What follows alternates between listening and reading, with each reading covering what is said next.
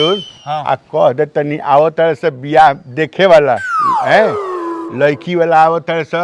बनचल लेखा जहाँ कैलस सारे तब पिछले 7 गो भागल बारे से 8वां अगर भागल आपकी लगन अगर गईल तब बुझब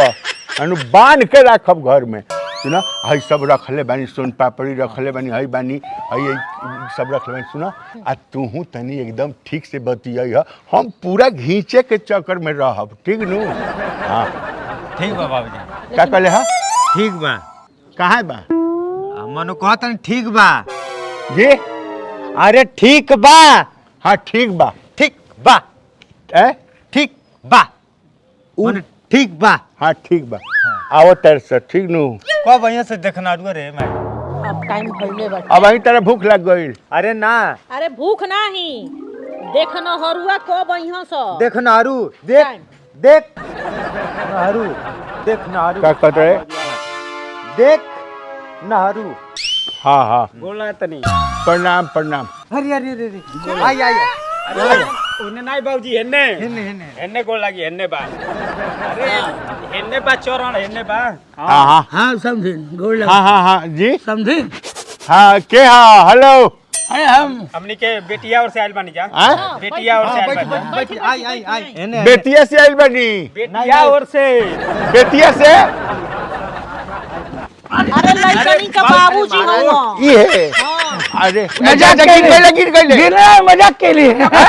हाँ मजाक के लिए गिर गई बानी नहीं मजाक करता नहीं मजाक कर बैठी रहा चोट न लगल है नहीं नहीं बैठिए बैठिए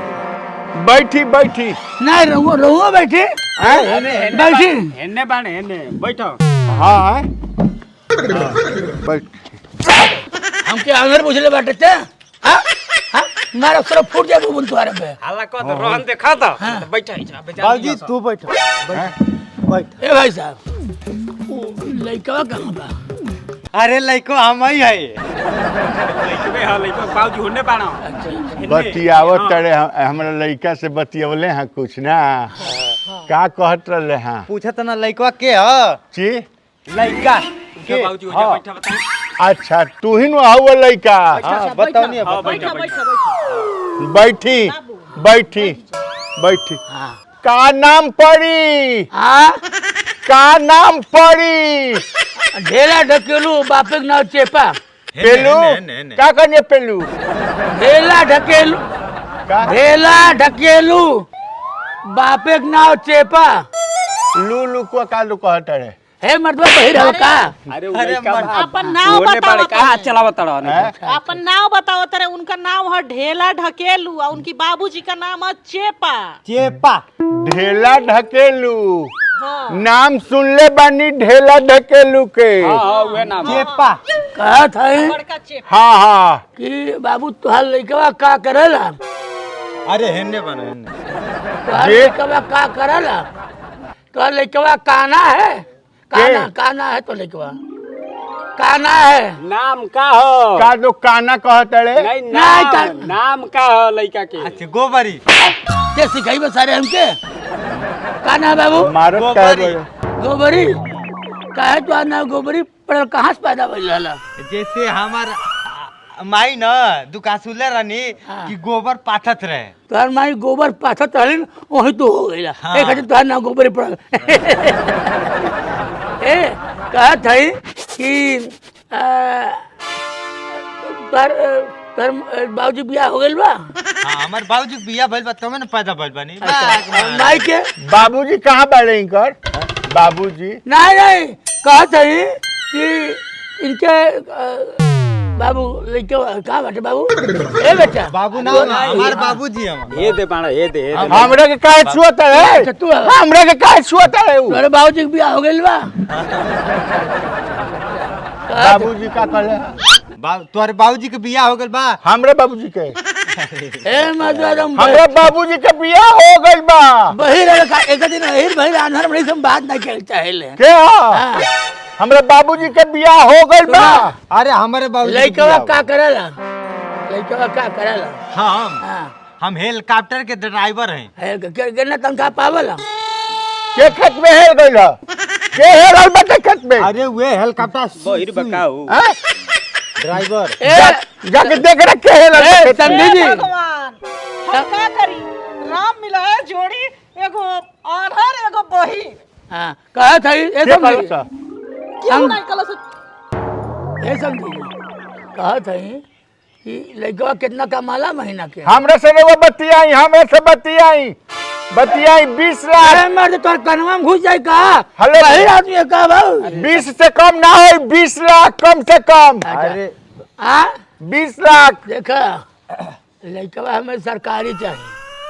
सरकारी से ही फायदा है मान ला लड़का मर गए तो नौकरियाँ हमारे बेटे मिल जाएगी पहले तो अलग बात लगना पड़े क्या कहते हैं कहा था 20 लाख दी है नहीं का? लड़का सरकारी रही जब मतलब दम मर जाई तो नौकरिया बेटी हो जाए तरकारी बनी बिया में सरकारी नहीं गौरी बेटा हुआ के मारे के बात करत ना कि बिया हवा होई ना तो सरकारी रही तो दमदा मरी जाएगी तो बेटी हुआ के पेंशन मिली रे हराम दादा चले आते ये मुंह मोरे के बात अरे करता देखा देखा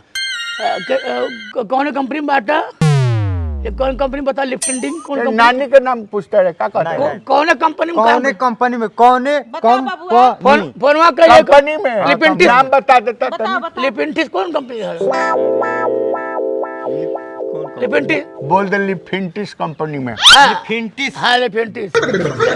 वो सरकारी कंपनी है हाँ सरकारी है अरे वो हमरे से बतियाई ना महाराज हमरे से बतियाई मर्दबा मार दे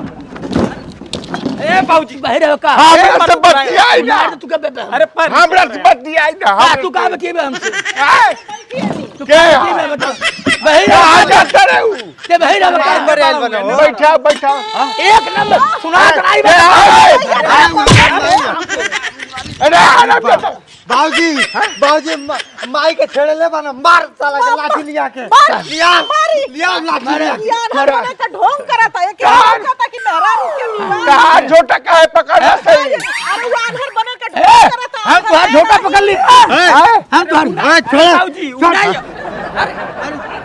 मारता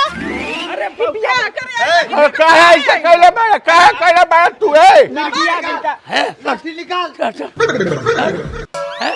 हम तो केकर बार पकड़ ली ए लड़का का मार छोड़ी थोड़ा मत भागा ना दूंगा पागल बकारे पागल बटे भगाओ साले के भगाओ ए साले भगाओ अरे माई ए भगाओ साले लाल साले हमें लौकत नहीं बा अरे मार